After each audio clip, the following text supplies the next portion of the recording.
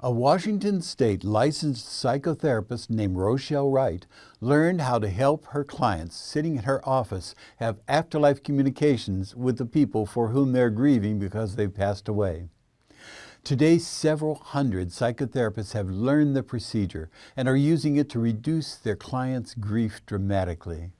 In this video, I explain the procedure Rochelle and the other psychotherapists are using, and I share with you two real accounts of people's afterlife communications while they sat in the psychotherapist's office that healed their grief in one session.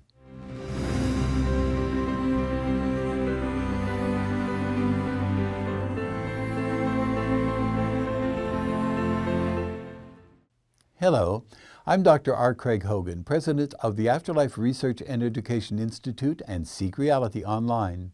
I'm the author of 8 books containing the evidence you will come to the end of this life, but you will never die.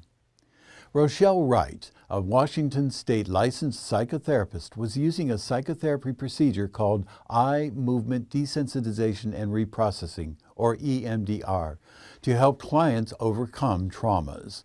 The procedure has been called the breakthrough procedure of the modern age.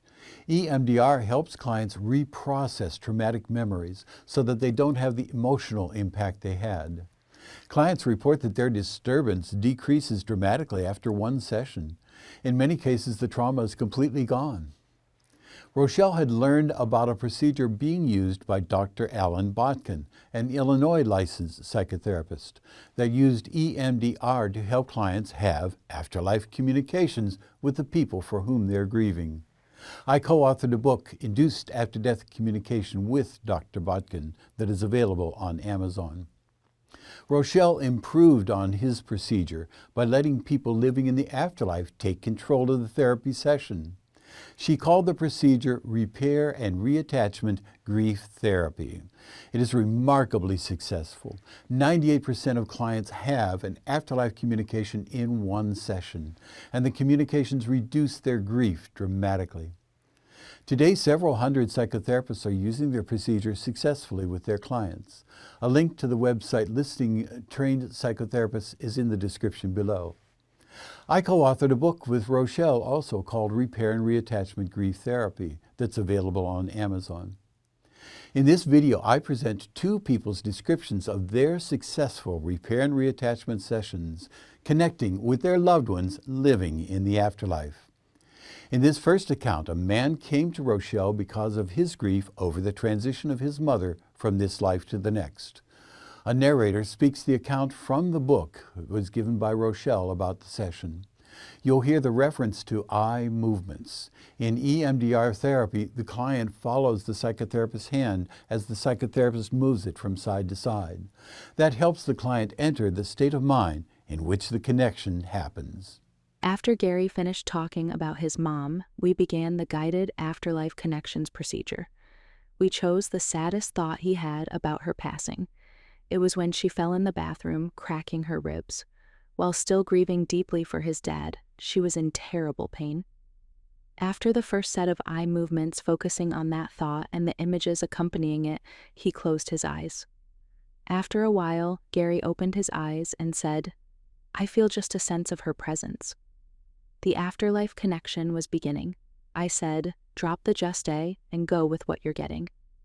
I guided him through another set of eye movements and he closed his eyes. When he opened them, he said, "I sense her presence. I see a bright blue and have a nice, relaxed feeling." After another set of eye movements, Gary continued, "Plants, I see different plants, and her voice says, 'Plants can nurture you too.' Then I could see the plants better, and they were closer to me. Everything went away except a nice, comfortable feeling. Then what I heard was a heart for healing."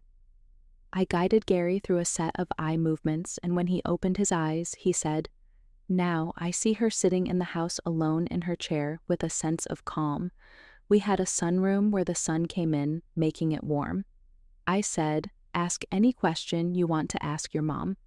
Gary said, "I want to ask for energy, love, and strength to manifest through me." I said, "Okay, you're in the sunroom with her. It's warm. Ask her the question." After a set of eye movements, he closed his eyes. When he opened them, he said, "I asked for energy, love, and strength to manifest through me." And the message from Mom came in two parts. One, it always was, and it always will be. And two, what's hard for you to understand, Gary, is that there isn't a separation between life and death. Gary and I were both moved by this profoundly wise insight into life and death from his mom. With that, he felt that she had finished, so the guided afterlife connection ended. Before the session, Gary rated several of his memories as 10s on a 10-point scale of disturbance.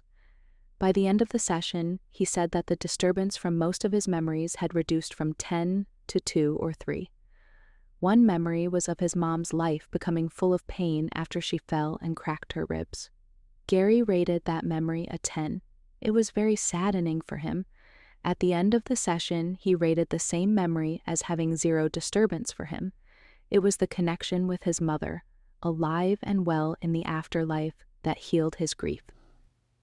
In a second account of a repair and reattachment grief therapy session, a woman connects with her aunt, now living in the afterlife. Elizabeth said the most disturbing memory she had was when the phone rang in the middle of the night and her mother was screaming that Aunt Mary had died.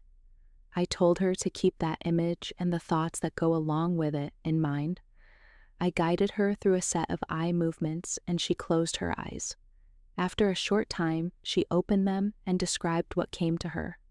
I saw myself going to my aunt and uncle's house for Aunt Mary's funeral. Her body is in a casket in the living room. My uncle and cousins, Aunt Mary's children, were there. After another set of eye movements, Elizabeth opened her eyes and said the scene had changed. I kept hearing, "Lizzie, Lizzie." That's what Grandma called me. I saw Grandma sitting by a tree on a white blanket. She wanted me to come over there to her, but I couldn't seem to get there. We did another set of eye movements. Elizabeth opened her eyes and said, "I was sitting by Grandma. I'm a little girl and my dad and uncles are there. There seems to be a barrier. She and my dad are crying. They're all close, surrounded by love. They have healed all the hurt. What I'm getting is, it's all a game, a drama we play out. But in the end, its essence is love. Love and connection are all that matters. The rest is just a game." And I heard the words over and over. Love and connections. Over here, there's just love and connections. With that message, Elizabeth felt they had finished the connection, so we ended the session. At the end of the session, I asked Elizabeth about the memories she had rated as being highly disturbing at the beginning. She said they had all reduced to 0s. These participants in repair and reattachment grief therapy sessions have their grief reduced dramatically in a single session. They have had real communication with their loved ones living in the afterlife. It is another proof that you will come to the end of this life, but you will never die.